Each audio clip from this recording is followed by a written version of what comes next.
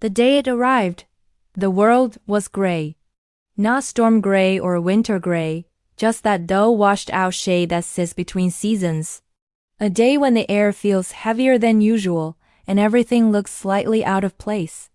Liam Reynolds had been sorting through bills and catalog envelopes when he found it, an unassuming white letter with familiar handwriting. He had seen that looping cursive all his life. It belonged to his mother. There was no return address, but the moment he saw her name, he felt something cold stir in his chest. It wasn't fear, not exactly. More like that quiet unease that comes when the ground beneath you starts to shift, and you can't yet see why. He sat at the small kitchen table of his rented apartment, the place half lit by the weak afternoon sun.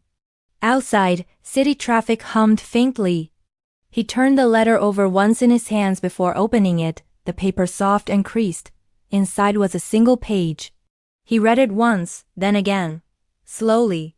The words were simple, precise. We've agreed you're no longer part of the family. Don't come to any gatherings. There was no explanation. No warmth. Not even her signature at the bottom, just the blunt finality of that sentence, as if it had been written by a stranger, not the woman who had raised him. Liam stared at the words until the ink blurred. At first, he thought it had to be a mistake. Some misunderstanding, maybe a cruel joke from his siblings. But as the minutes stretched on, reality settled in, not like a blow, but like a weight lowering slowly onto his chest. This wasn't a misunderstanding, it was a decision. And it had been made without him. The Reynolds family had always been proud of their name. For generations they had built their identity around legacy, land, inheritance, respectability. The family estate, nestled on the edge of a quiet town called Bellamere, had stood for nearly 80 years. White-pillared, stone-faced, its garden stretching wide beneath ancient oaks. It was more than a house. It was the foundation of who they were. And for as long as Liam could remember, that house had been the center of everything. Birthdays, holidays, celebrations, decisions. Every significant moment began and ended under that roof. Now it was no longer his. He folded the letter carefully, even though his hands trembled, and placed it back in the envelope. His eyes drifted to the photograph on the wall, his mother, father, and siblings smiling on the front porch of the estate. A picture taken years ago, when things still felt simple. Back then, his mother's arm had been around his shoulders. Now her words had erased him. That night, Liam couldn't sleep. He sat by the window of his apartment, watching headlights sweep across the street below. His thoughts circled endlessly, searching for reason. He thought of his mother, Eleanor Reynolds, the matriarch who had held the family together through everything. She was disciplined, graceful, and impossibly strong-willed. Her voice carried authority even in silence. For her to write something like that, something irreversible, meant that the decision hadn't been emotional.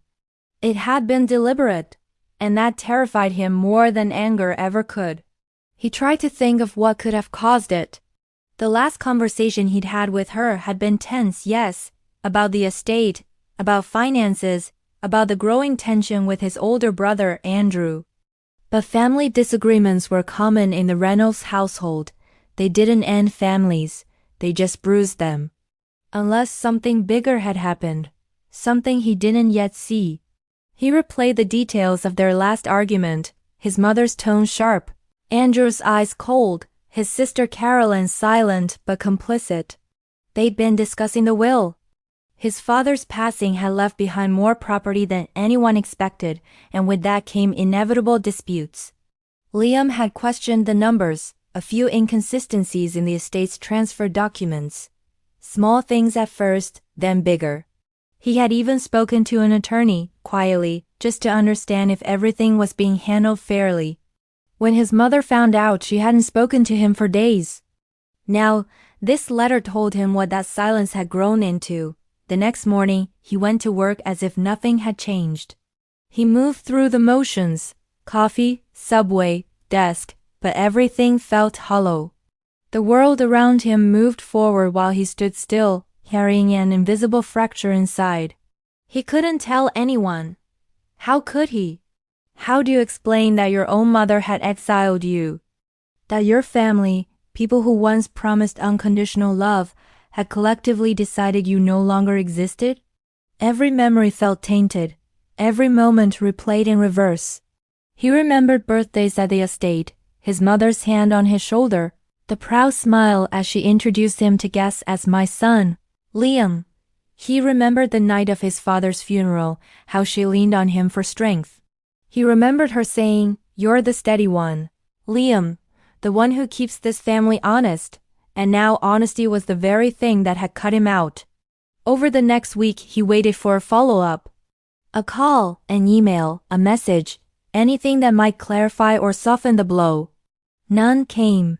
The silence grew louder, heavier, like the air before a storm. When he finally worked up the courage to call, no one answered. His mother's number went straight to voicemail. His brother's phone was disconnected. His sister's line rang endlessly before cutting off.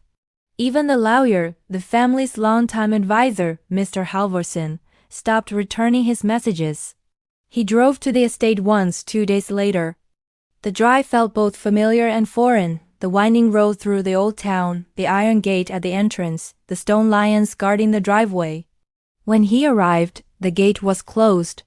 There had always been a security guard at the front, an old friend of the family named Martin. But that morning, a younger guard stood there, someone new, someone who didn't know him. Liam rolled down the window and gave his name. The guard checked the list, glanced back at him, then shook his head. He wasn't on it. The gate stayed closed. He sat there for a while, staring through the bars at the house beyond, white and serene, the morning sun glinting off the windows. It looked peaceful, perfect, as though it wasn't hiding something dark inside. Finally he turned the car around and drove away. That drive home was the longest of his life. Days turned into weeks. His life began to shrink. Invitations stopped arriving. Old friends from Bellemere stopped calling. It was as if his family's decision had extended outward, quietly erasing him from the circles that had once defined him. At first, he thought it was coincidence. Then, he realized it wasn't. The Reynolds name carried power, social, financial, political. When the matriarch decided someone no longer belonged, the world followed suit. He was no longer Liam Reynolds, son of Eleanor Reynolds. He was just Liam, and that anonymity felt like exile. Then, one evening, as he was cleaning his desk, he found something. It was an old envelope tucked between files, something he had nearly thrown away. Inside were the copies of the property documents he had requested months earlier. He hadn't looked at them since. But now, with everything that had happened, he studied them closely. And that's when he saw it. A signature, not his father's. A date, after his father's death. A transaction that shouldn't have existed. The more he looked, the more the pieces aligned. The estate hadn't just been transferred. It had been altered. Sections of land, assets, and accounts, all redistributed quietly under his mother's oversight. And the beneficiary wasn't the family trust. It was Andrew. Liam sat back slowly, the papers trembling in his hands. This wasn't just about betrayal. It was about control. The letter, the exile, had been more than emotional punishment. It had been strategic. They had removed him to remove the obstacle. The family had agreed he was no longer part of the family because he had come too close to the truth. And now, the weight of that truth sat in his hands, proof of deceit signed in ink. He folded the documents carefully, his breath unsteady. Whatever had begun as heartbreak had now turned into something else entirely. It wasn't just about being cast out anymore. It was about uncovering why. That night, for the first time since the letter arrived, Liam slept soundly, not because he was at peace, but because the pain had hardened into purpose.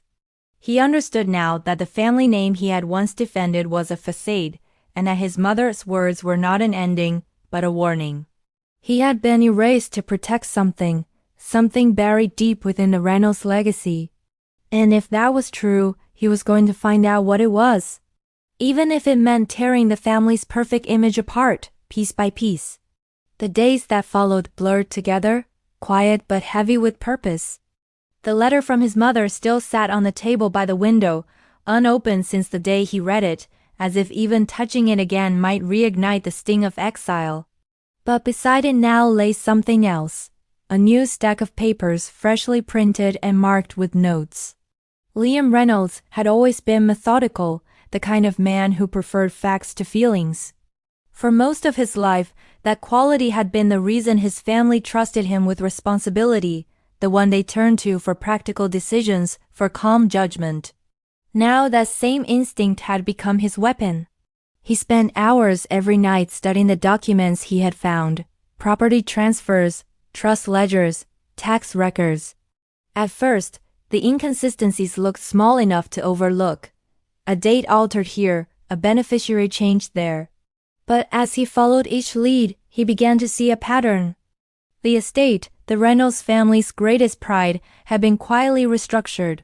It started 2 years earlier, a few months before his father's death. The family's properties had always been divided into 3 parts: the main estate in Bellemere, the adjacent farmland leased to local developers, and several smaller assets, rental houses, a vineyard, and a commercial lot in the city. After his father's passing, Liam remembered the reading of the will. It had been straightforward. The estate was to remain under joint family ownership, equally divided among the 3 siblings, with his mother serving as executor until they collectively decided otherwise. But the papers he was holding now told a different story. Several deeds had been quietly rewritten. The farmland and commercial lots were no longer listed under the Reynolds Trust. They had been moved to a separate holding company, one that didn't exist before his father's death. Its registered name, Bellemere Holdings Ltd. Its listed director, Andrew Reynolds. Liam sat back, the paper trembling slightly in his hands. He felt the faint burn of betrayal returning, sharper this time, edged with anger instead of sadness. This wasn't an oversight. This was theft wrapped in legality.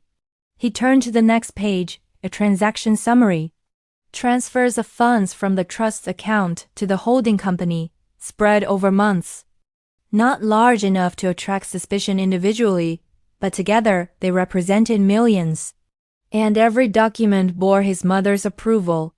Her signature appeared at the bottom of each one, graceful and deliberate. There was no forgery here. No outsider, only the family itself. That's when the reality began to sink in. His exile, the letter, the silence, the sudden erasure, had been part of something far larger. He hadn't been pushed away because of emotion. He had been removed because of knowledge. They hadn't cut him out of the family. They had cut him out of the inheritance. Over the next week, he became a ghost in his own life. By day, he worked quietly at his firm, managing small property accounts for clients who would never guess the storm gathering behind his calm expression. By night, he became a detective, tracing records, sending discreet inquiries, combing through archives, every discovery leading to another thread. The truth was buried under layers of polished legal paperwork, signatures, amendments, and witness approvals that all looked legitimate. But the more he studied them, the clearer it became. Someone had helped them. A name appeared often in the margins, Halvorsen & Co., the family's longtime legal firm. Mr. Halvorsen had known Liam since childhood. He had handled his father's will, attended every family gathering, and been treated almost like kin. But now, it seemed he had been the architect behind their betrayal. It wasn't just one forged paper, it was an entire structure built on deception. And Liam had been the only one naive enough to believe everything had been done fairly. He began keeping a journal, notes, dates, patterns. He mapped the flow of money, charted each transaction, and cross-checked ownership records from the public registry. That's when he found the first hidden asset.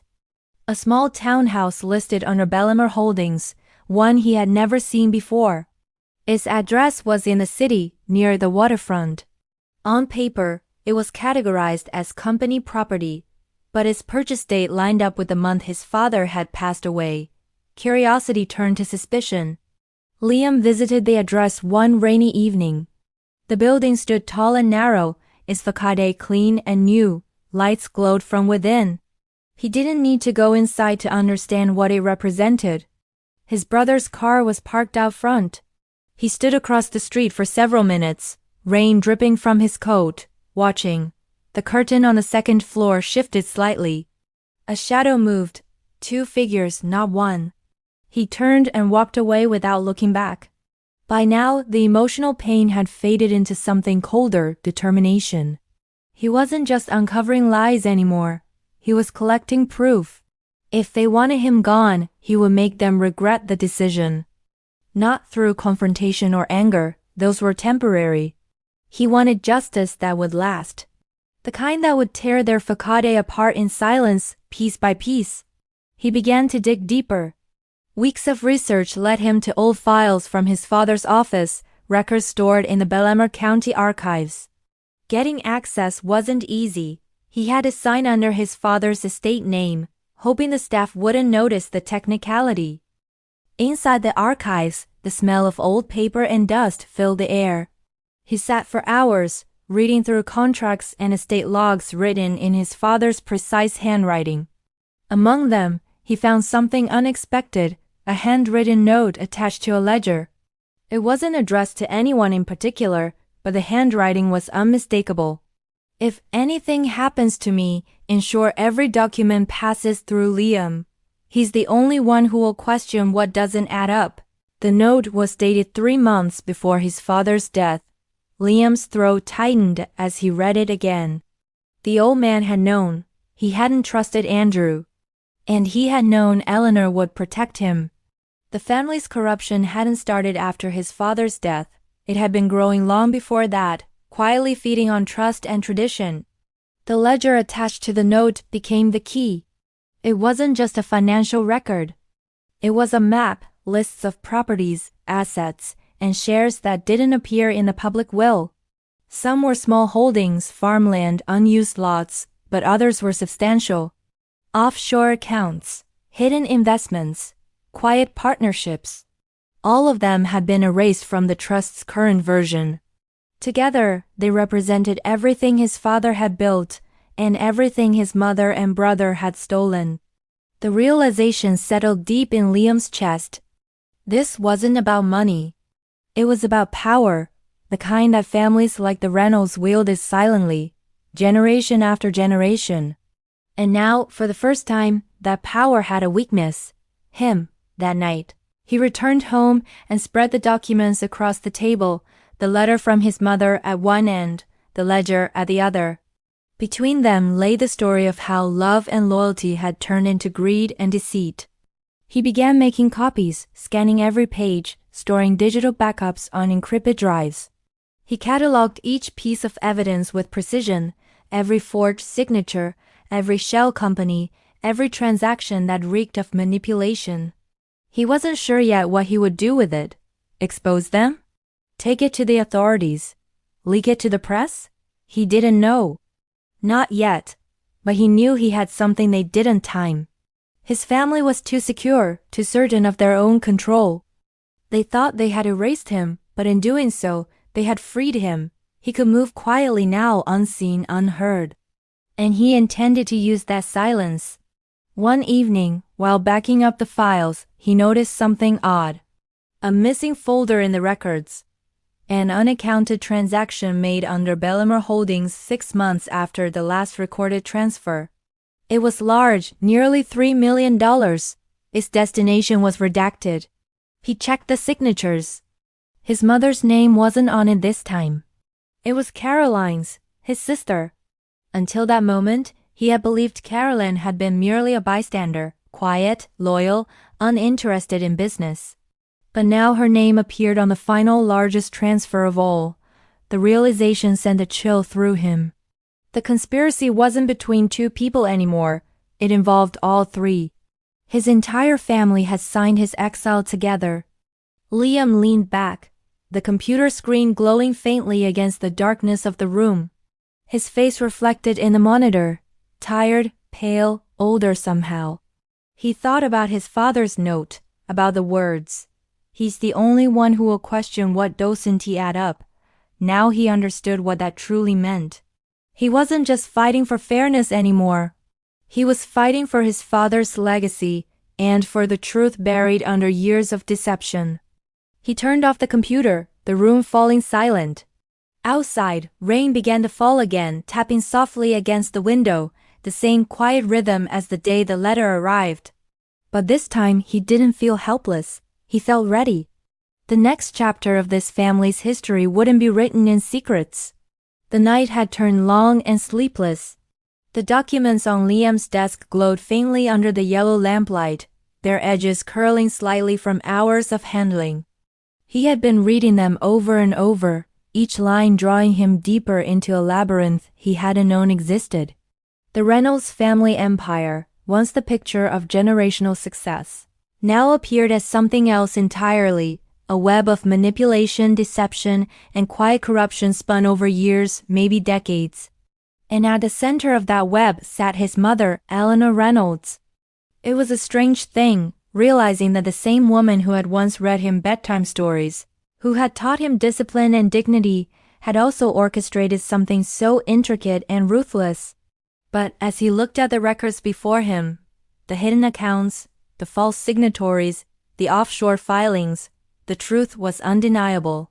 She had not simply built a family. She had built a dynasty.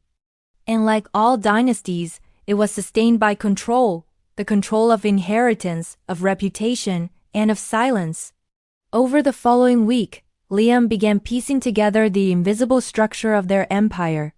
He found that Bellamere Holdings wasn't just one company. It was a shell nested within other shells, each one hiding another layer. The first shell was domestic, real estate firms, small agricultural ventures, a local vineyard. The second stretched further, import businesses, realty investors, commercial fronts in neighboring counties. But the third, the offshore structure, was where everything changed. He traced it through public records, using fragments of names and identification numbers buried in old filings. It led him to a holding account in Luxembourg, then to another in the Cayman Islands, both listed under companies he'd never heard of, Marigold Estates Ltd. And Greenfield Partners S.A. And yet, when he cross-referenced their registration numbers, a pattern emerged. Each had a director linked to Halvorsen and Co. The family lawyer, the man who had known every detail of their estate, had built the maze himself. But what struck Liam most wasn't the complexity, it was the precision. Each move had been calculated years in advance.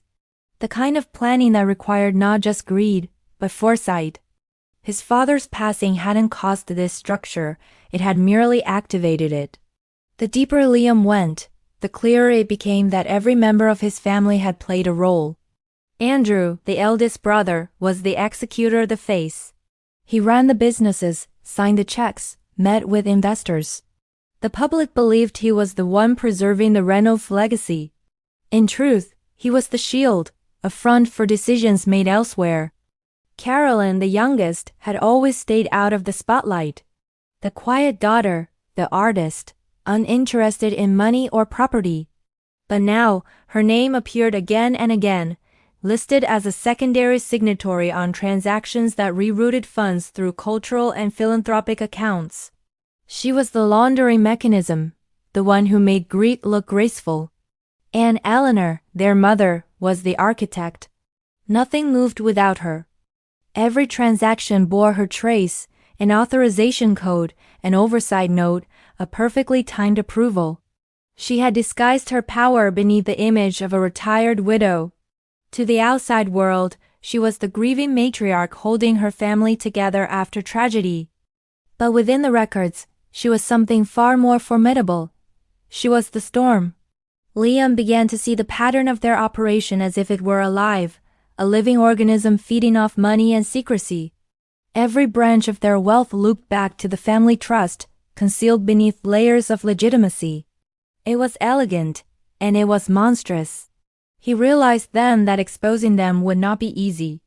They had woven the truth into the fabric of legality itself. Every paper trail was neat, every transaction approved, every shell company fully compliant. To anyone else, it would look clean, but he knew where the dirt was buried. And that knowledge was his power. One afternoon, he took the train out of the city, back toward Bellemere. He hadn't been there since the day the security gate shut him out. The ride was long and slow, the countryside rolling past in shades of green and gold. The town itself hadn't changed. Quiet streets, narrow shops, the scent of old oak and rain. But the air around the Reynolds estate felt different, heavy, guarded. From the distance, the mansion still looked magnificent, its tall windows gleaming, its gates lined with ivy. But now Liam saw it for what it truly was, a fortress of secrets. He parked his car at a hill overlooking the property. From there, he could see everything, the long driveway, the gardens, the servants' quarters, the shimmering glass conservatory. He stayed for hours, simply watching. The estate had always felt alive, but now it seemed haunted by its own silence. A delivery van came and went. Workers moved about the grounds. But what caught his attention was the construction at the back, a new annex being built behind the east wing. No such project had ever been announced. He checked the county's building permits later that evening. No record, no authorization. The annex didn't exist, not on paper. Someone was expanding the property in secret. He began digging again, this time into land use permits and construction records. Within days, he found what he was looking for, a private contractor listed under another subsidiary of Bellemere Holdings. The address linked back to a post office box in the city. The listed director was a false name, Peter Albright, but when Liam cross-referenced the business ID, it matched a company previously managed by his brother, Andrew. The annex wasn't for renovation, it was for concealment. It wasn't about creating space. It was about creating distance, a physical separation between what was seen and what was hidden. He didn't yet know what they were building. But whatever it wasn't meant for public eyes. By now, his research had grown into obsession. His small apartment had turned into a war room, walls covered in printouts, lines of red thread connecting dates, accounts, and properties. Every connection deepened the narrative. Every discovery brought him closer to the heart of the deceit. But there was one thing still missing, the motive. Why would his mother, already powerful, already respected, risk everything for such deception? The answer came unexpectedly. While reviewing old property insurance filings, Liam noticed something curious. Several of the family's oldest properties had recently been devalued in assessment reports. It didn't make sense. The land in Bellemere had only grown more valuable over the years. He checked deeper and found that the devaluations had been intentionally requested. Lower valuations meant lower taxes, but they also lowered visibility. The Reynolds family wasn't hoarding wealth to spend it. They were hiding it. And the hidden annex, the shell companies, the foreign accounts, all of it pointed toward one conclusion. Something far bigger was coming. A merger, perhaps. A sale. A complete restructuring of the Reynolds name under a new corporate identity that would erase the old one entirely. They weren't preserving the family legacy. They were burying it. One night, as he was cross-checking his files, an alert appeared on his computer screen. A notification from the Bellemere County Registry. A new document had been uploaded under the Reynolds Estate Ease Holdings. It was titled Final Asset Consolidation Agreement. Liam opened it. His mother's signature was at the top. Andrew's and Caroline's beneath it. The date on the document was that same day. It confirmed the sale of multiple properties, including the vineyard, the farmland, and the last commercial lot in the city. The buyer was Bellemere Holdings itself, consolidating everything into a single private ownership entity. It was the final step, the complete transfer of power. And with that transaction, any chance of public transparency would vanish forever. Liam sat there in silence, the weight of the moment settling around him. The betrayal had moved beyond emotion now. it had become history being rewritten in real time. His mother hadn't just removed him from the family to silence dissent. She had removed him to complete this, to erase every witness before locking the door on the past. But she had overlooked one thing: her plan depended on invisibility. And he was about to make it visible. He turned toward the files stacked beside him, the scanned ledgers, the offshore links, the construction permits, each one a nail in the coffin of their facade. He began drafting something new, not a letter this time, but a report. A complete dossier of the Reynolds operation, organized with the precision of an accountant and the cold logic of a strategist. He wasn't sure where it'd go yet, the authorities, the press, or perhaps somewhere even more strategic. But he knew one thing with absolute certainty. If the Reynolds family had built their empire on silence, then its destruction would begin with sound, the sound of truth finally spoken aloud. As dawn broke, the first light touched the paper scattered across the table. The Reynolds family had built a legacy on the illusion of unity. Liam was about to shatter it, not out of vengeance, but out of necessity. The same blood that had given him their name would now be the reason he took it apart. The web was vast, but every web has a center. And as he looked at the letter from his mother one last time, the one that had started it all, he realized what he had to do next. He wasn't going to confront her. He was going to expose her, quietly, completely, irrevocably. Long before the letter, before the lies, before the empire began to rot from the inside, Eleanor Reynolds had been a woman of extraordinary vision. To the world, she was elegance embodied, measured speech, perfect posture, eyes that revealed nothing. She had the kind of composure that made others lower their voices when she entered a room. But behind that calm, behind the pearls and pressed linen, there was calculation. Eleanor had learned early that power was not loud. It was quiet, the kind that moved unseen, controlled through precision, through timing, through patience. And for decades, she had played that game perfectly. The Reynolds name had been her husband's legacy, but the empire, the structure that made it untouchable, was hers. When she married Thomas Reynolds, the family's wealth was comfortable but fragile, tied to the market, dependent on the fluctuations of business and inheritance. Thomas had been brilliant but soft-hearted, a man who believed in fairness, who refused to cut corners. Eleanor had admired that once. But as the years passed, she came to see it for what it was, weakness disguised as virtue.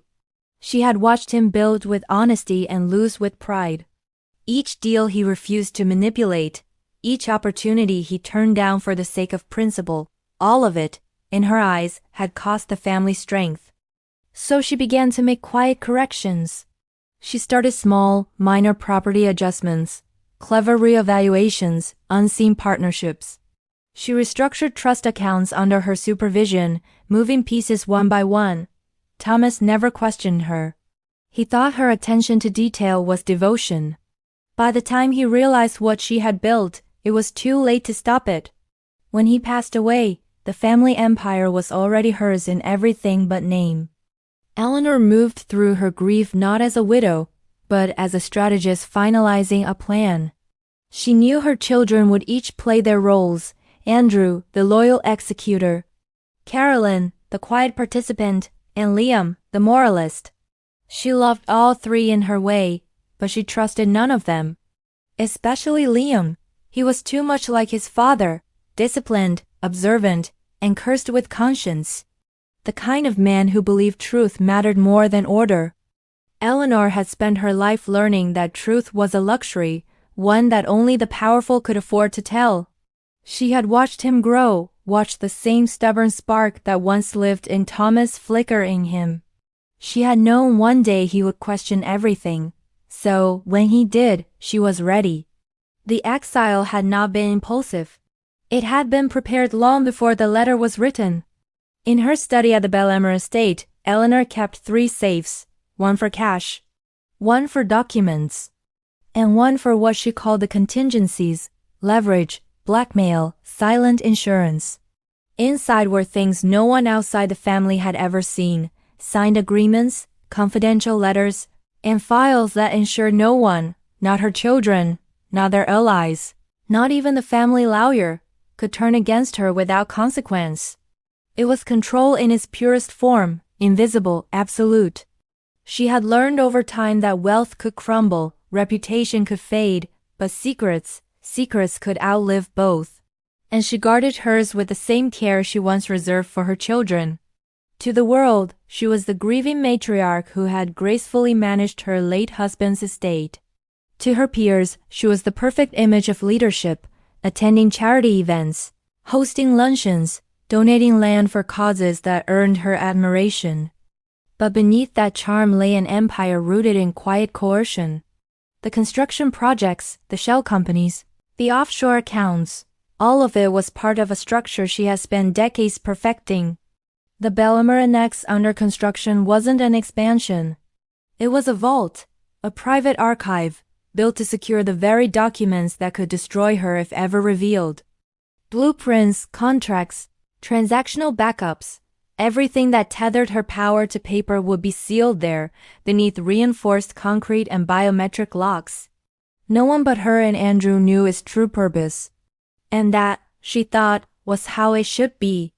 But as winter crept in that year, something began to change. It started subtly, small things that disturbed the symmetry of her world. An inquiry sent to Halvorsen and Co. about tax discrepancies. A clerk from the county registry calling to confirm access requests. An online notification about property audits. Each seemed insignificant in isolation. But Eleanor's mind was trained to see patterns where others saw noise. Someone was looking. Someone who knew what to look for. At first, she suspected a journalist, perhaps a rival investor. The Reynolds name carried influence. It wasn't unusual to attract scrutiny. But as she studied the pattern, the access points, the times, the specific documents requested, she saw the familiarity of it.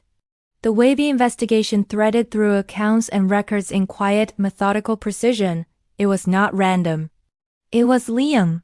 For the first time in years, Eleanor felt something close to unease. She sat in her study that evening, staring at the glowing embers of the fireplace. The letter she had written him months ago replayed in her mind. We may agree you re no longer part of the family. Don't come to any gatherings. She had thought it final, permanent. But now she saw the flaw. She had exiled him, yes. But she had not silenced him. And Liam, she realized, was far more dangerous in exile than he had ever been inside the family circle. He had nothing left to lose. And people with nothing left to lose were unpredictable. In the days that followed, Eleanor began tightening her web again. She summoned Halvorsen to the estate. Together, they reviewed every financial trail, every document, every digital log. They reinforced encryption on offshore accounts. They moved files to temporary servers. They replaced contractors at the Belmer Annex with vetted staff. But for every precaution she took, small disturbances continued to surface, requests from auditors, unfamiliar logins from servers, a delayed transaction flagged by an internal bank system. Each time she traced it back, the trail led nowhere visible, but the pattern was there, faint and consistent. Liam was still watching. Eleanor had faced rivals before, competitors, litigators, opportunists. She knew how to dismantle them. She had destroyed reputations with a few calls, buried lawsuits under piles of bureaucracy, and silenced inquiries through charity donations and favors owed. But Liam was not a rival. He was her son, and that made him unpredictable. She couldn't buy him. She couldn't threaten him. And if she confronted him directly, she risked confirming his suspicions. So, she did what she did best. She planned. She began a campaign of misdirection. Records were altered subtly, dates shifted, document versions replaced, data scrubbed from registries. If Liam wanted to expose them, he would find inconsistencies, just enough to make his case look unreliable. She also restructured the family's power dynamic. Andrew was promoted as the official head of operations for Belmer Holdings, drawing public attention to him. Carolyn was tasked with handling philanthropic initiatives, projects that painted the Reynolds family as benevolent figures of the community.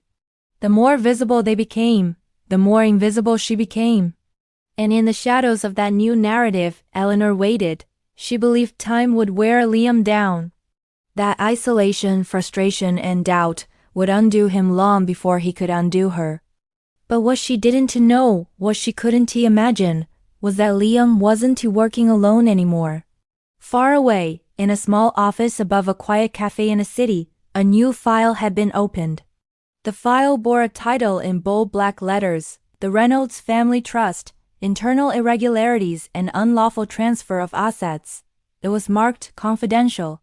And beneath it was a single note written by hand, compiled with assistance from insider source. The name of the insider was redacted. But Eleanor would soon learn that her empire, no matter how carefully built, was already beginning to crack, not from the outside, but from within. As winter's first snow fell across Bellemere, Eleanor stood at her window, watching the frost gather on the iron gates. The house looked serene under the white light, its walls silent, its ground still. She told herself that nothing could touch her, that no one could dismantle what she had spent her life building. But somewhere in the silence of that evening, a new certainty began to form, soft but persistent, like the first sound of something breaking. Control, she realized, wasn't eternal. It only lasted until someone learned how to see through it. The world of power rarely falls from outside attack. It crumbles from within. The Reynolds family empire, though pristine on paper, had begun to rot quietly at its core, from whispers, from guilt, from small fractures that widened over time.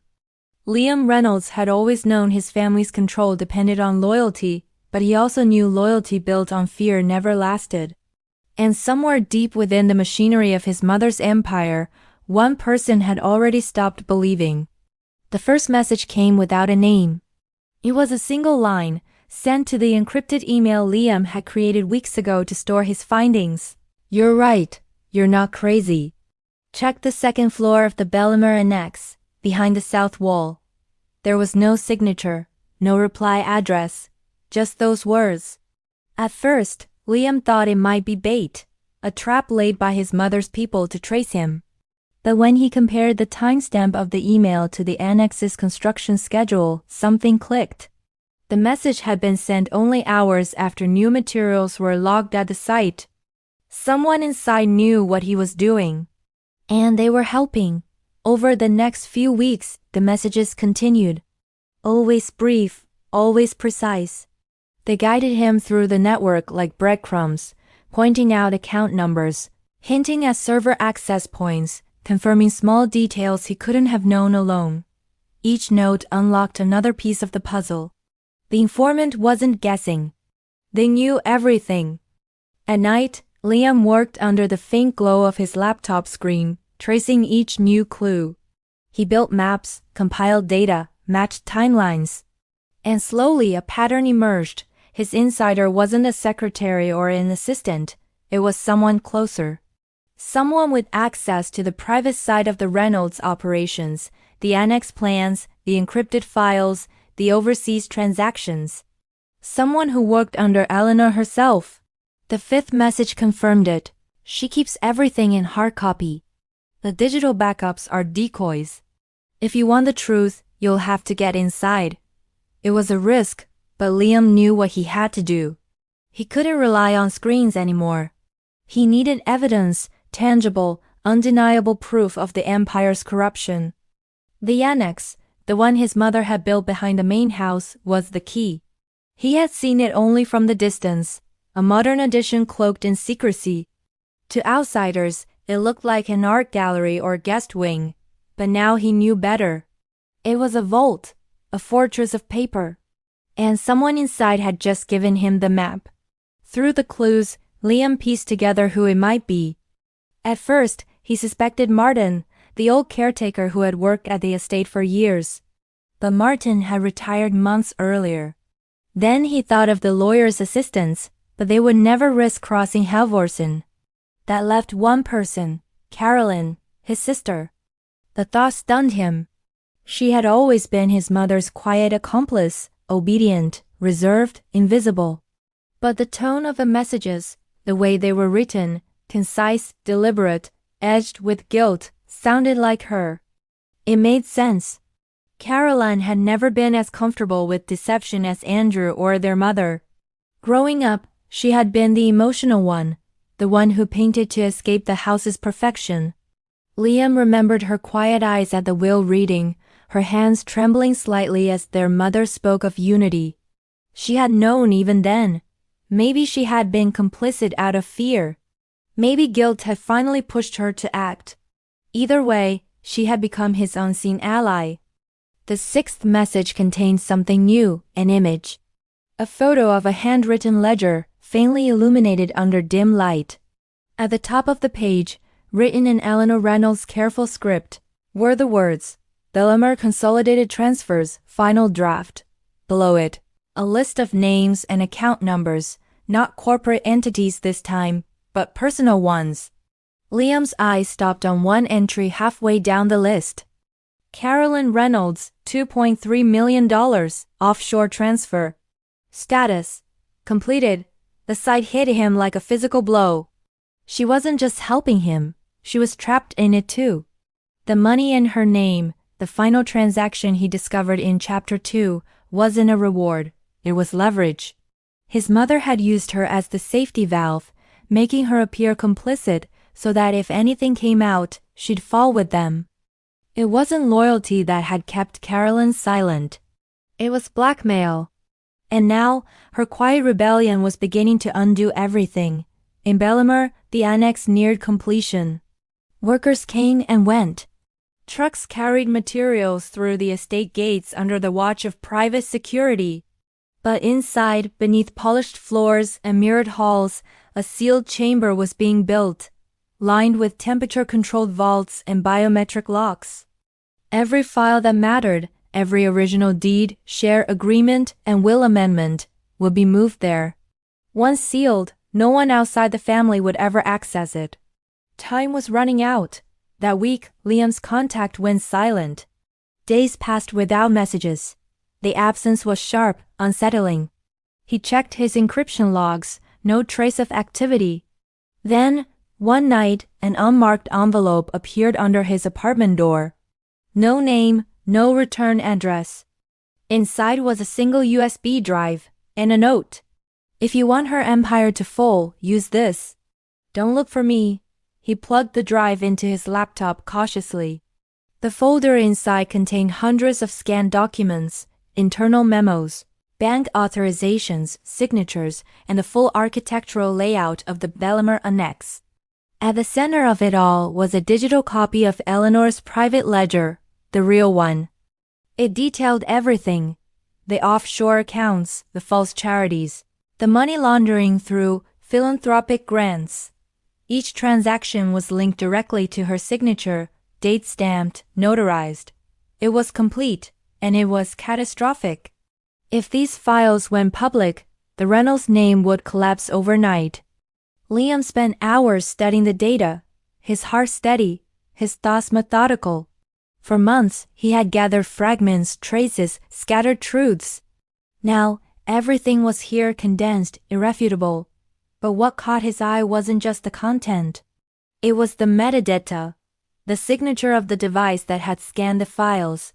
It matched Caroline's tablet. There was no doubt now. His sister was the insider. And the last message, "Don't look for me," felt less like secrecy and more like a warning. Something had happened. Meanwhile, inside the Bellamere estate, Eleanor Reynolds had begun to sense the walls tightening. Her instincts, honed through decades of subtle warfare, told her something was off. Documents had gone missing. A file clerk had left unexpectedly. Caroline had been distant, distracted. One evening, Eleanor entered the annex alone. The construction was nearly done. Marble floors gleaming under recessed lights, reinforced doors sealed with biometric scanners. She moved through the empty halls, the sound of her heels echoing softly. In the innermost chamber, where the vault stood waiting, she paused. Something in the air felt wrong.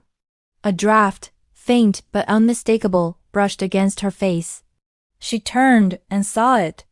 The south wall, slightly uneven, with a small seam where fresh paint met older plaster.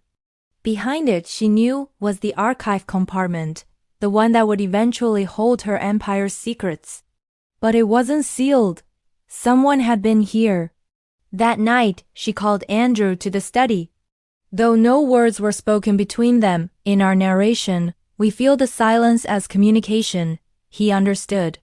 By morning, new security measures were in place. Cameras, restricted access, full employee audits. And by the end of that week, Caroline Reynolds was gone. No public announcement, no obituary, just absence. Her phone disconnected, her accounts frozen. As if she had been erased, quietly, efficiently, like a name crossed out from a list. When Liam learned of her disappearance, the silence inside him deepened into something darker. The documents she had sent were now her only trace. Her voice, her courage, her rebellion, all of it reduced to the files in his possession. He spent the next night alone, surrounded by the evidence she had risked everything to deliver. Every sheet of paper felt heavier now, burdened with the cost of its existence. The Reynolds empire, he realized, had always fed on silence. It consumed those who dared to speak. His father, himself, and now his sister. But what Eleanor Reynolds didn't yet understand, what she couldn't control, was that silence, when broken, doesn't echo softly. It detonates. By dawn, Liam knew what he had to do. The files would not be used for negotiation or revenge. They would be used for truth. He reached out to a contact at the Financial Crimes Bureau, someone from his university days, a quiet analyst who owed him a favor. He didn't share names or details. He simply arranged a meeting. As he packed the files into a folder, the sun rose across the skyline, turning the city gold. The light touched the letter from his mother lying on the table, the same one that had banished him from the family. He looked at it once more, his face calm, unreadable. Everything had begun with those words. "We've agreed you re no longer part of the family." And now, those words had come full circle. Because in just a few days, the Reynolds family, every part of it, would no longer be what it was. It began with an envelope.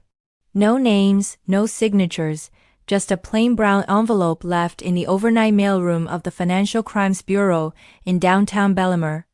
Inside were 67 pages of documents, one USB drive, and a short, unsigned note. "This is not about money. It's about integrity. Check the Reynolds Trust accounts. Start with Bellemere Holdings." The envelope was logged like any other anonymous tip, quietly, routinely. But by noon the next day, it had reached the Bureau's internal investigations desk. And within hours, a small team of analysts realized what they were looking at.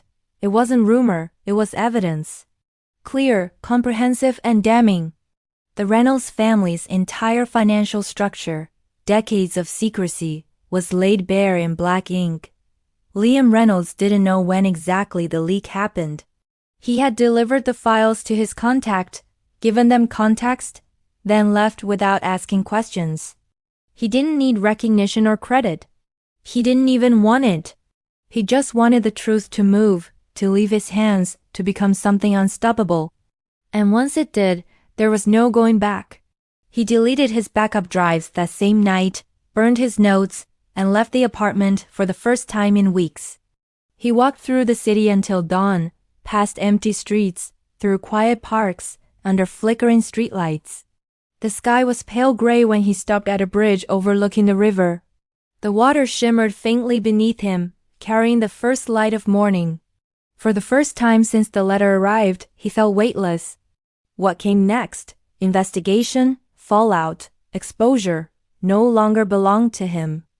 It belonged to truth itself. In Bellemere, the Reynolds estate stood silent as ever.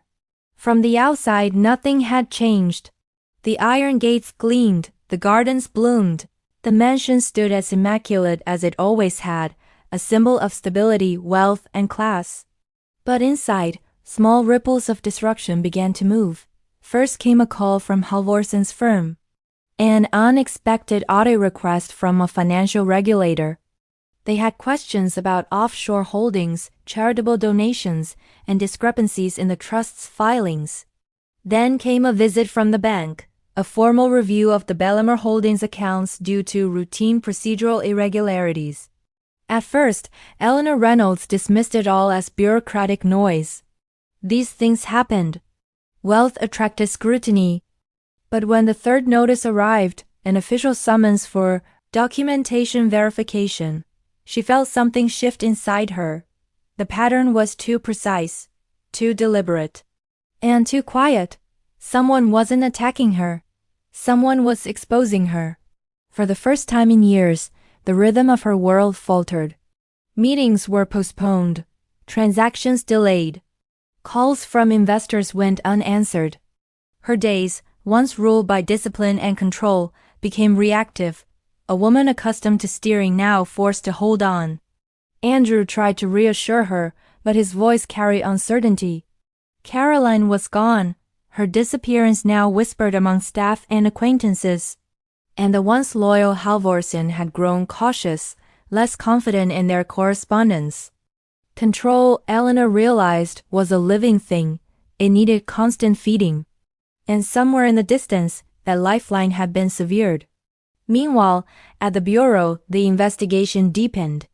The analysts traced the flow of money from the Reynolds Trust through multiple shells, Bellamar Holdings, Marigold Estates, Greenfield Partners, each looping offshore before returning to domestic accounts under different names.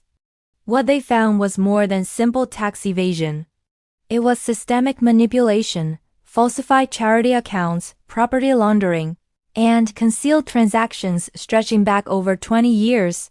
Each document matched with Eleanor's authorization codes. Each transfer bore her oversight. It was meticulous, professional, but no longer invisible. Liam kept his distance from the process. He read updates quietly from public channels, following whispers of investigation. The newspapers didn't name names yet, but the language was familiar. An undisclosed financial entity under review for large-scale trust mismanagement. He knew it was only a matter of time before the walls around Bellamar cracked wide open. But he didn't feel satisfaction, just inevitability. Inside the Reynolds mansion, Eleanor began closing doors. Literally and metaphorically. Visitors were turned away. Staff were dismissed. The estate, once alive with activity, fell into eerie stillness. She retreated to her study, the same room where she had written the letter to Liam, and spent long hours at her desk reviewing old files. There were no conversations now. Only silence and the faint ticking of the clock on the mantel. The walls seemed to press inward, the grand portraits of her ancestors watching with cold judgment. She told herself she was simply defending what was hers. That wealth had always required cunning. That every great family in history had rewritten the truth to survive. But in the quiet, another thought began to intrude. Had she gone too far? Was it possible that all the control, all the strategy, all the ruthless precision had led her not to preservation, but to decay? One night, unable to sleep, Eleanor walked through the estate. The halls glowed softly under the amber lights, the air heavy with the scent of wax and dust. She passed the old family portraits, her husband's eyes, calm and honest, staring down from the frame. For the first time in decades, she couldn't hold his gaze. When she reached the conservatory, she stopped. Through the glass walls, she could see the new annex now fully built, its exterior reflecting the moonlight. It looked beautiful, seamless, flawless. But she knew what it was. A vault of deception. A monument to everything she'd done to maintain the illusion of perfection. For a long moment, she stood there, her reflection merging with the image of the annex behind the glass. It looked like two versions of the same person, the woman she appeared to be and the one she truly was. She turned away before dawn. By morning, the storm had reached the news. A brief article appeared online. Financial watchdog launches inquiry into Bellamar Holdings. Anonymous sources confirm investigation into irregularities in property and charitable trust management linked to prominent Reynolds family. No accusations yet, no charges. Just questions. But Eleanor knew how this worked. Questions were seeds. They only grew in one direction. The first calls came within hours. Board members, investors, acquaintances, all asking the same things. Was it true? Was the family being investigated? Was the legacy at risk? Eleanor didn't answer. She issued a brief public statement, carefully worded, outwardly composed. She spoke of baseless rumors and procedural reviews, but the tremor in her hand as she signed it betrayed her calm. Control wasn't slipping anymore. It was gone. Andrew grew restless. He made mistakes, small, careless ones that only deepened suspicion. Funds that should have been frozen were moved hastily. Emails that should have been encrypted were sent unsecured. The investigation fed on panic. Within weeks, the Bureau froze several of their accounts. Then came the summons. The Reynolds family was officially under review for financial misconduct. The walls of the empire, built over decades, began to fracture. Liam watched the story unfold from afar. He read the headlines, the reports, the analyses. Each article felt surreal, not triumph, not vengeance, just the slow disintegration of something that had once seemed indestructible. He thought of Carolyn often, the quiet courage it must have taken for her to defy their mother, to act knowing the cost. Her absence hung over everything, an invisible presence in every page of every report. And though he never said it aloud, he knew the truth. Without her, none of this would have been possible. Back in Bellemere, Eleanor stopped leaving her study. The staff whispered that she barely ate, that she spent her nights going through old photographs, old ledgers, old memories. One evening she found herself standing in front of the mirror again. The woman staring back looked older, sharper, unfamiliar. For the first time, she saw herself not as matriarch or architect, but as prisoner. Surrounded by the walls she had built, guarded by the secrets she had once cherished. The empire had been designed to protect her. Now it was collapsing inward. Outside, reporters gathered near the estate gates. Drones hovered over the property. Cameras clicked from the roadside. The Reynolds name, once synonymous with elegance, now trended alongside words like fraud, investigation, and betrayal. Inside, Eleanor closed the curtains. She didn't speak. She didn't move. She simply sat in the dim light of her study, her hands resting on the desk, her gaze fixed on the letter she had written long ago, the one that said, "We've agreed you're no longer part of the family." The ink had faded slightly, but the words remained sharp, unforgiving, final. And now, in the ruins of everything she had tried to preserve, she finally understood what they had really meant. She hadn't exiled Liam from the family, she had exiled herself. It began with the sound of footsteps on marble. Inside the grand halls of the Reynolds estate, the echo of shoes against stone had always symbolized control, authority moving with purpose. But that morning the sound was different, measured, heavy, uninvited. The investigators arrived just after sunrise. Their presence was discreet but unmistakable. Dark suits, sealed folders, eyes that scanned everything without expression. They moved through the estate like surgeons through a body, precise, clinical, deliberate. Eleanor Reynolds stood in the entrance hall, her posture immaculate, her face composed. She greeted them as though they were guests, though she knew better. The house that once represented power now felt like a courtroom, and every portrait on the wall seemed to watch with silent judgment. Outside, cameras clicked from behind the gates. The world had been waiting for this moment. The investigation unfolded not in days, but in minutes. Documents were seized. Files were catalogued. The vault inside the new annex, her masterpiece, her secret, was opened under warrant. Inside it, the truth waited like buried treasure. The investigators worked methodically, extracting ledgers, contracts, and handwritten notes. Each document was photographed, logged, sealed. The air was thick with the sterile smell of paper and dust, decades of secrets disturbed for the first time. Eleanor watched from the doorway, her eyes steady but distant. Every page lifted from that vault was a piece of her life, years of maneuvering, of control, of manipulation, now reduced to evidence. The empire she had built was being dismantled by her own precision. At the same hour, across the city, Liam sat in a cafe by the river.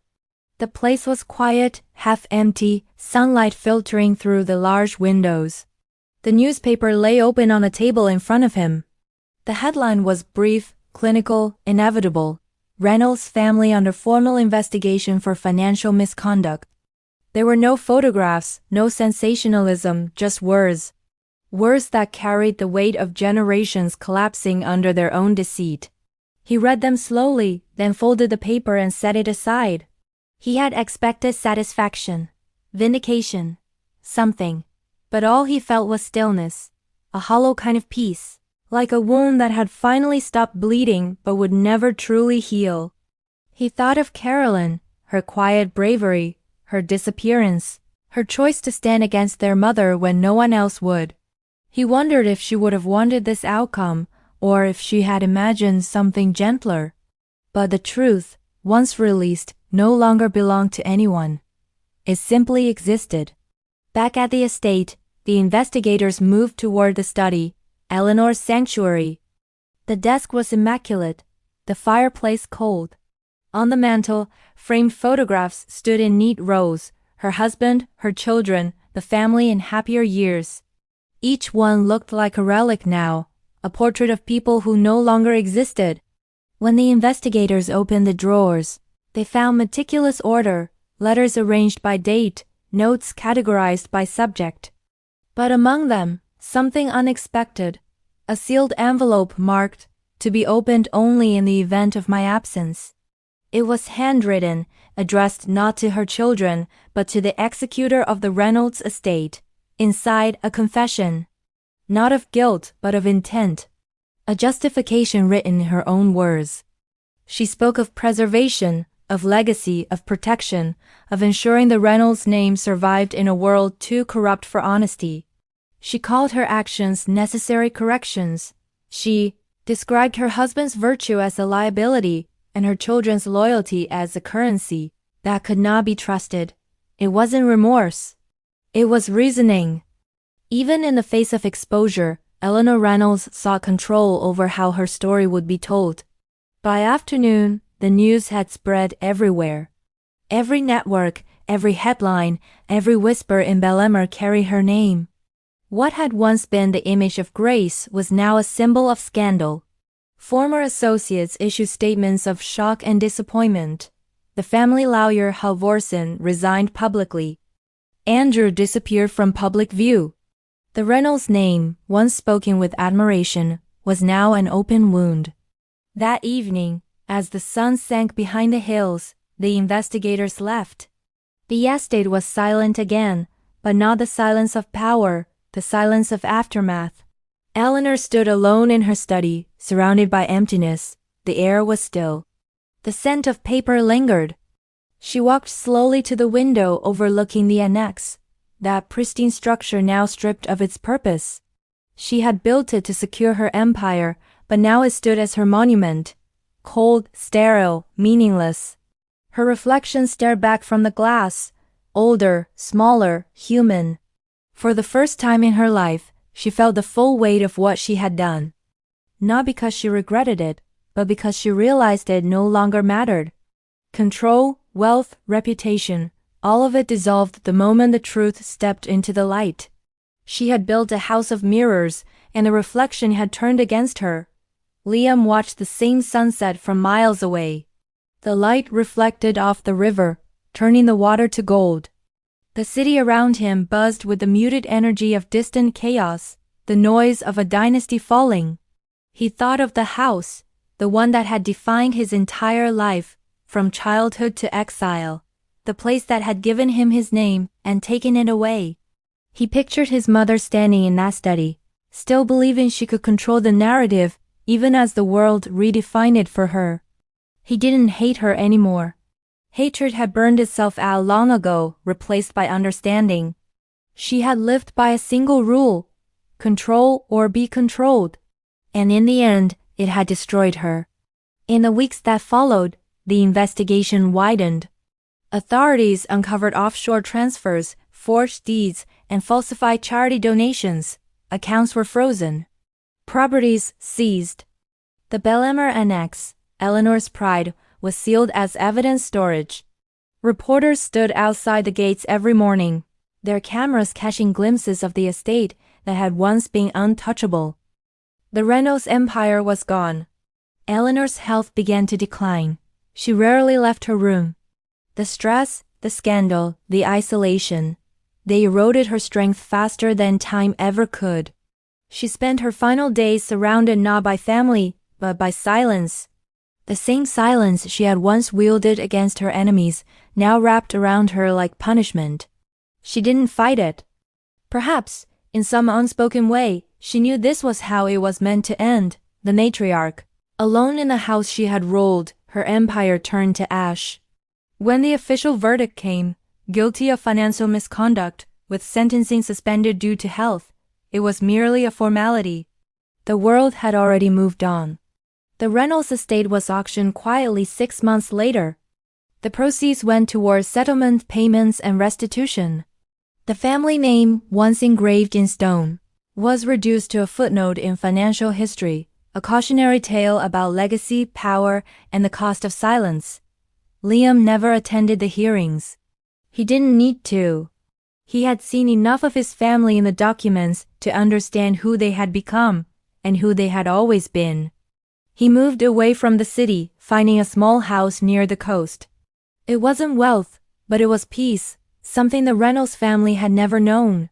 Sometimes he still thought of the estate, the way it looked in the morning light, the sound of gravel under the tires as he drove through its gates as a child. He thought of the letter, and he thought of his mother. She had written him out of the family to protect an empire that no longer existed. And in the end, her words had come true in a way neither of them could have imagined. He was no longer part of the family. He was something freer.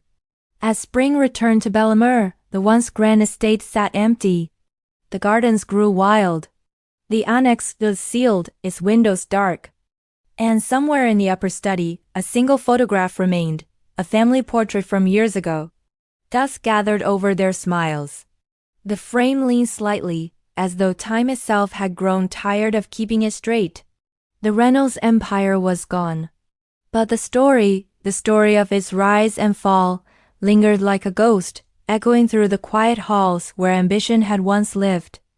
And in that silence, the truth stood unshaken. Because even in the ruins of power, truth never dies. The morning was gray and still, the kind of day when even the wind seemed hesitant to move. The Bellemere estate stood beneath a heavy sky. Its great iron gates opened for the first time not for guests or dignitaries, but for buyers. An auction banner hung across the front pillars, its white fabric fluttering faintly. Reynolds Estate, property and contents auctioned by appointment.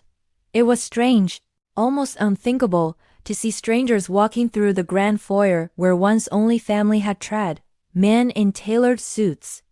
Women with clipboards, appraisers, collectors, reporters, all of them stepping carefully across marble floors that had once been polished for receptions and anniversaries, birthdays and galas.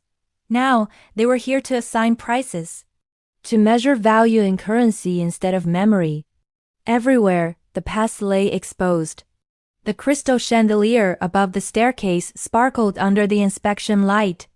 The antique mirrors, each imported from Italy, bore tiny yellow tags. Paintings that had once been conversation pieces were now commodities. Even the grand piano in the music room had a small number taped to its polished surface. Lot number 42. The air carried the faint scent of polish and decay, an unsettling mix of preservation and surrender. It was the scent of endings. The staff who had once kept the house alive were gone. Only the auctioneers moved through the halls, murmuring to one another, cataloging what was left of the Reynolds legacy. In the conservatory, Buyers studied sculptures and garden urns. In the library, leather-bound books, some dating back 2 centuries, were stacked in neat piles, awaiting bids. And in the study, where Eleanor Reynolds had written her infamous letter, the auctioneer's assistant labeled the last remaining artifacts: a mahogany desk, a brass lamp, a portrait of the matriarch herself. The house was becoming inventory. Outside, beyond the gardens, the annex stood locked. Authorities had sealed it months ago, its interior stripped of the documents that once gave it purpose. Now it was just a hollow shell, an empty structure of glass and concrete, gleaming but lifeless. Buyers viewed it with interest but little emotion, unaware that it had once been built to guard lies. To them, it was a potential gallery, a storage space, a blank canvas for renovation. To Liam, when he saw it again, it was a tomb. He arrived unannounced. No one recognized him, or if they did, no one dared to speak. He walked past the gates quietly, blending into the slow movement of people and paperwork. He looked older, more withdrawn, his expression unreadable. It had been over a year since the investigation. The family's assets were dismantled, the estate liquidated, the trust dissolved. Eleanor Reynolds had passed away quietly 2 months after the verdict. A notice in the paper, a small obituary written with sterile precision. There had been no funeral, no service. Just an end. Liam hadn't gone to see her. He couldn't, not because of anger, but because some goodbyes lose their meaning long before they are spoken. Now he walked through the halls of his childhood home, as though visiting a memory that no longer belonged to him. The walls seemed smaller, the light colder, every echo carried ghosts. He passed the staircase where his mother once stood during parties, poised and smiling for the guests. He passed the hallway where he and Carolyn used to sneak down for midnight snacks, trying not to wake anyone. He passed the doors of rooms that no longer had names, just numbers written in chalk by the auctioneers. Room 4, Room 5, Room 7, history reduced to inventory. In the dining hall, he stopped. The long table was still there, polished, immaculate. He remembered sitting at it during the last family dinner before his exile. The candlelight, the taste of wine, the strange tension beneath polite conversation. His mother at the head of the table, her eyes sharp, her tone soft, her authority absolute. He remembered the letter arriving days later, and how he had stood in this very room, reading the words that cut him out of everything he'd ever known. Now, the table would soon belong to someone else. Another family, another story. He stood there for a long time, the sound of footsteps and muted voices fading into the distance. In the study, sunlight filtered through half-drawn curtains, illuminating a layer of dust across the desk. The portrait of Eleanor stood against the wall, its gilded frame glinting faintly. The auction tag hung from the corner like a quiet irony, a price for a legacy. He walked closer, studying the painting. It had been done years ago, when she was in her prime, dignified, graceful, untouchable. The artist had captured the power in her eyes, the same power that had once ruled this house and shaped his life. For a moment, he imagined what she might say if she could see this, strangers valuing her possessions, her home reduced to figures and bids. But then he realized she wouldn't see it as loss. She would see it as continuation, her control stretching even beyond her death, her story living on in the minds of those who still whispered her name. That, he thought, was the irony of power. Even in destruction, it leaves shadows. Outside, the auction began. The hum of voices filled the courtyard, punctuated by the rhythmic tone of the auctioneer. Lot 71 mahogany desk, hand-carved, circa 1920. Lot 72 brass lamp, French origin. Lot 73 portrait of Eleanor Reynolds, oil on canvas. The bids rose quickly, hands lifted, numbers climbed. The items moved one by one from belonging to history. The portrait sold last. It went to a private collector from the city, someone who wanted a piece of Bellemore's story. Liam watched from a distance, unseen in the crowd. The painting was carried away carefully, wrapped in protective cloth, its gold frame catching a last glimmer of sunlight as it disappeared into a van. He felt no bitterness, only closure. By late afternoon, the rooms were empty. The floors echoed again, hollow, bare, stripped of meaning. Dust hung in the air like memory refusing to settle. He walked through the house one last time. Every step was a farewell. In the garden, the roses his father had planted were overgrown, their petals fading in the gray light. He knelt for a moment, brushing his hand across a single bloom. It was soft, fragile, beautiful in its decay. He realized then that the house, the family, the empire, all of it had been built on the illusion of permanence. But nothing, not even legacy, is immune to time. As the final trucks left and the gates closed, Liam remained by the edge of the property. The house stood quiet again, its windows dark, its echo stilled. He thought of his father, the man who had built this home with integrity, who had believed that honesty was worth more than inheritance. He thought of his sister, whose courage had cost her everything. And he thought of his mother, whose brilliance and ambition had both created and destroyed them all. He didn't know whether to mourn or forgive. So he did neither.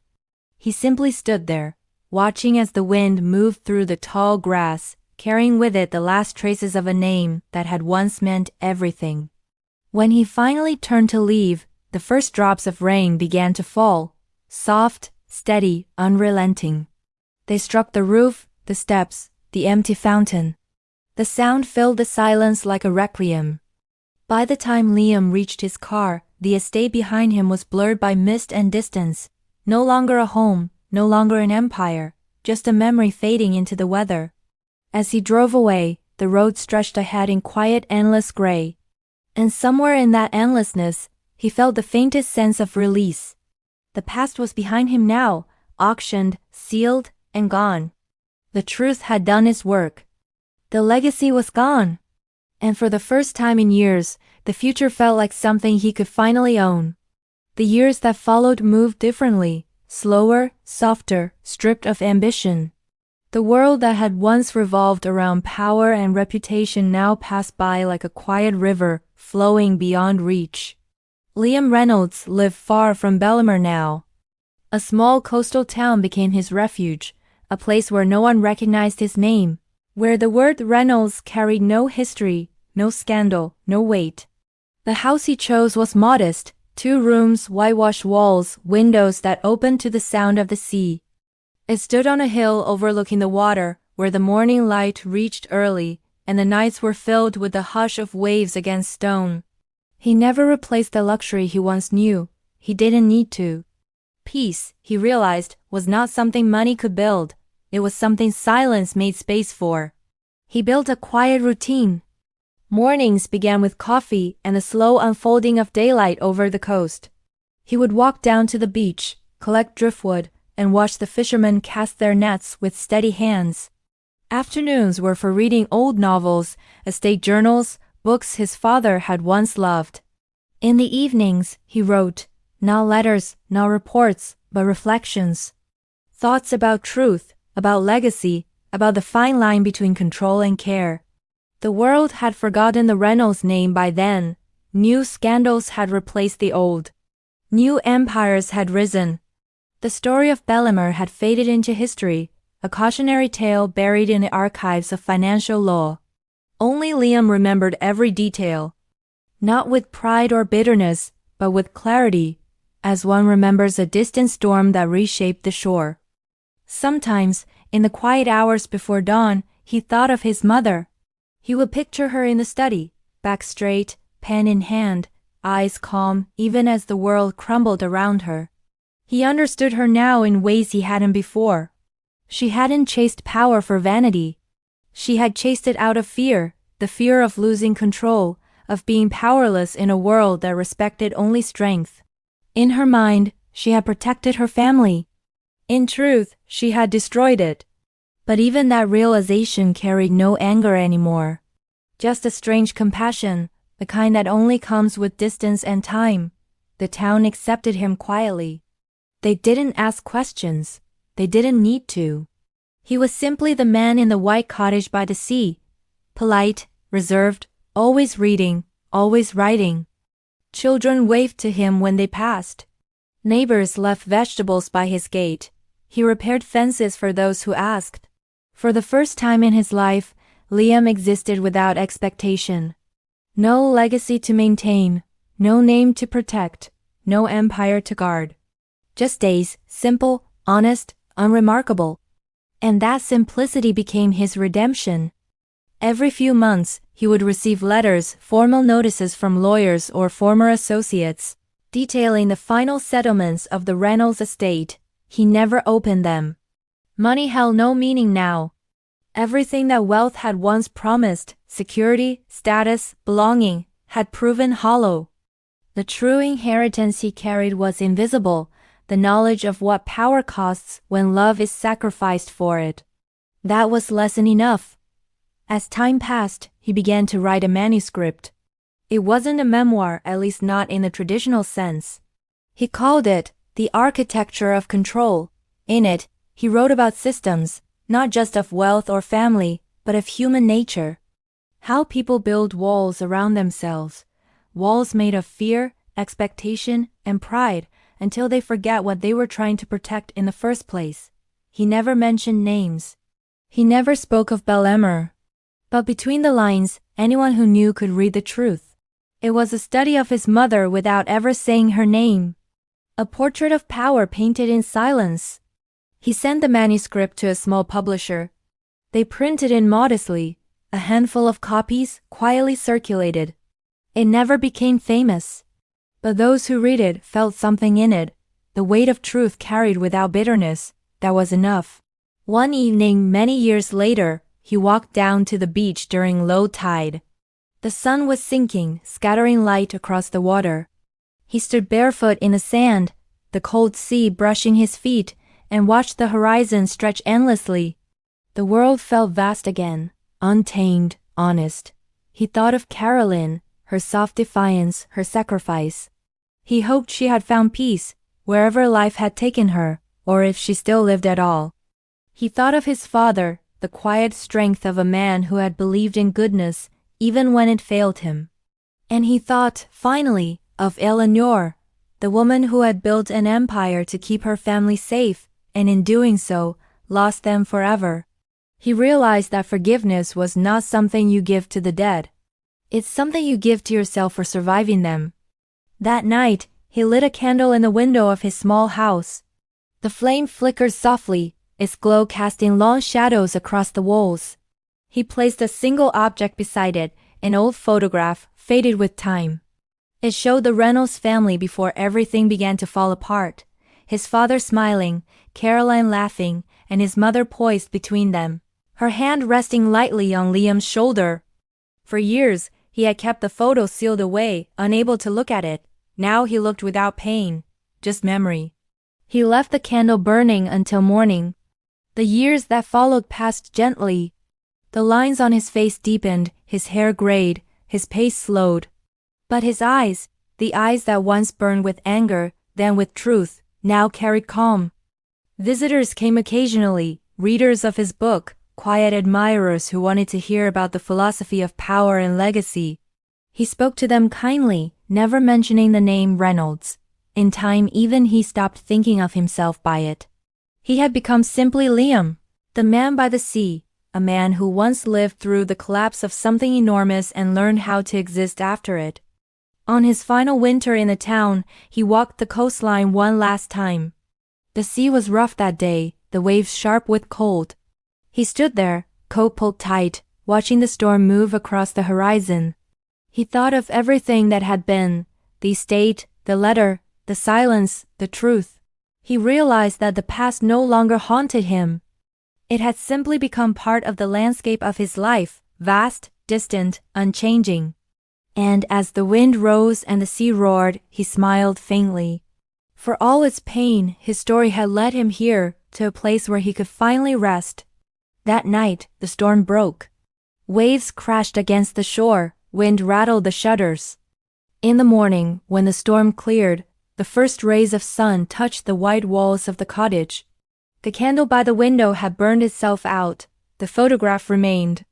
And outside, the sea was calm again, vast, endless, indifferent, eternal.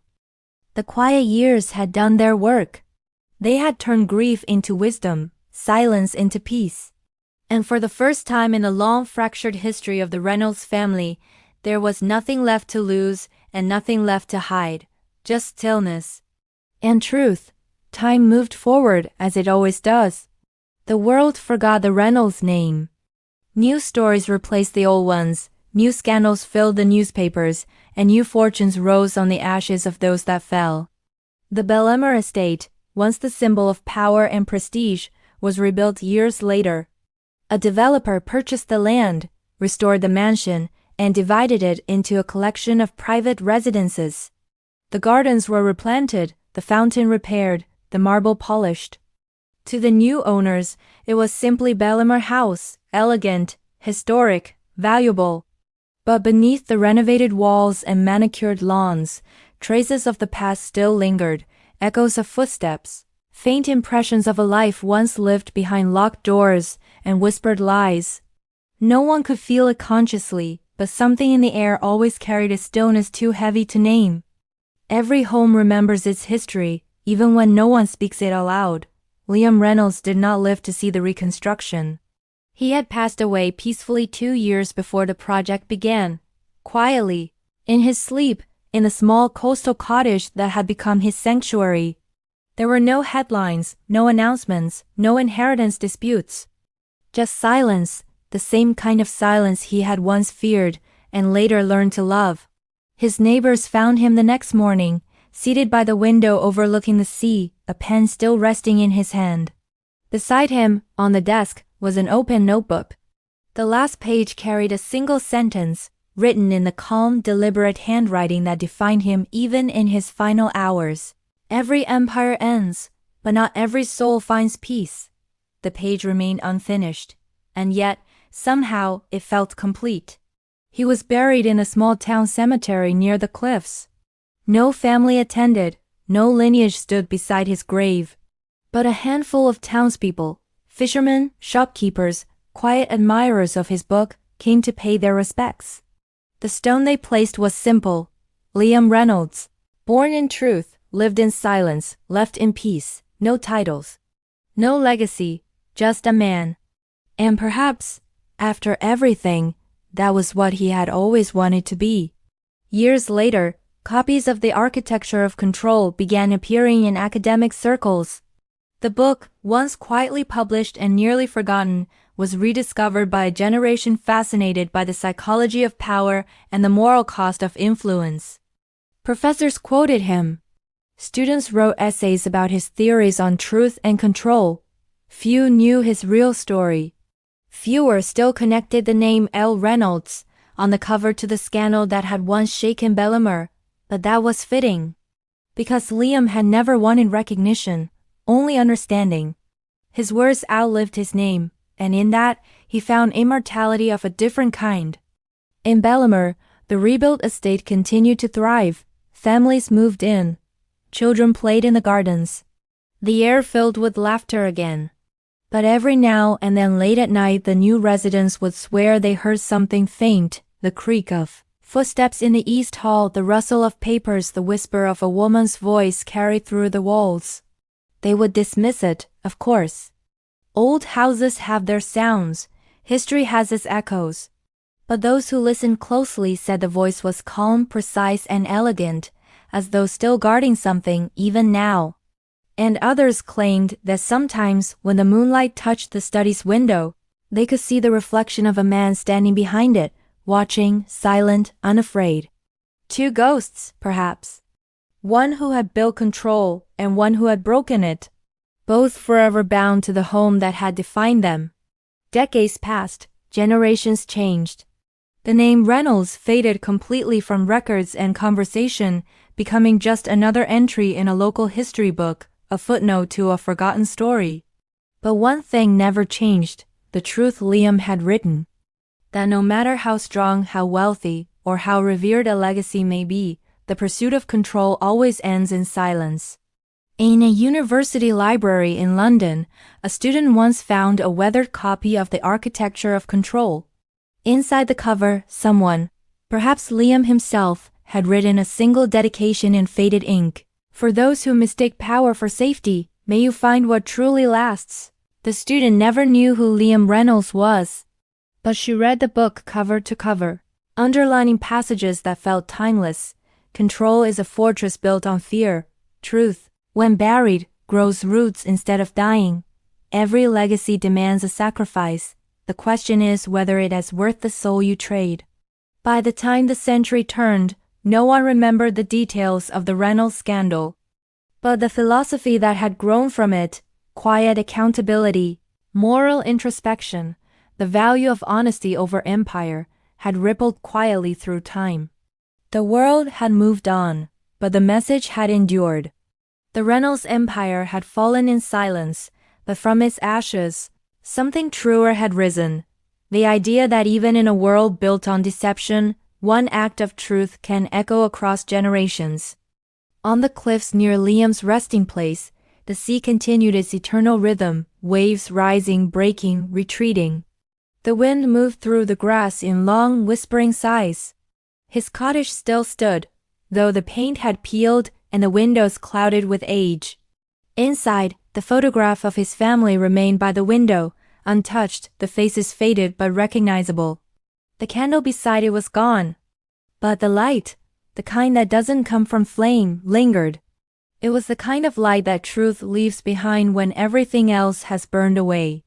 And so the story ended, not with tragedy or triumph, but with balance. The empire that began in greed ended in reflection. The family that fractured in silence found peace through it.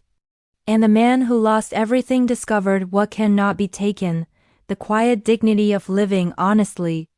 The Reynolds name became history. The Reynolds story became wisdom.